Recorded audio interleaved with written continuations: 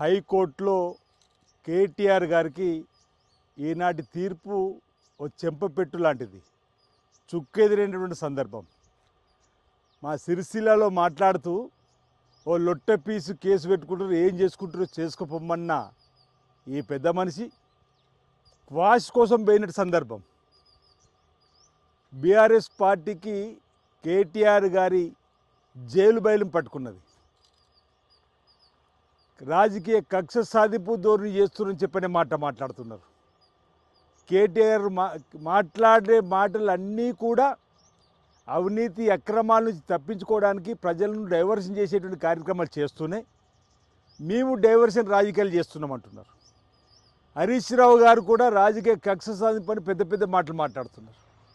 మీరు అధికారం ఉన్న 9.5 సంవత్సరాలు ఇప్పటి మా గౌరవ ముఖ్యమంత్రి రేవంత్ రెడ్డి గారి పైన ఇంచుమించు 100 కేసుల వరకు పెట్టిర్రు. అంటే అవి కూడా మీరు రాజకీయ కక్ష సాధింపు ధోరణిలో పెట్టిర్రా? ఎన్నడనే మేము మీ పైన అలాంటి ఆరోపణలు అలాంటి చేసినామనేటువంటి మాట.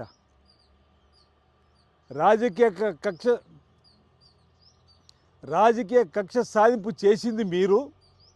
ప్రశ్నించే గొంతుల్ని ఎక్కడికక్కడ సిరిసిల్ల ప్రాంతానికి కేటీఆర్ పోతే ముందస్తు అరెస్టులు చేసి సంవత్సర కాలం అవుతుంది సిరిసిల్లాలో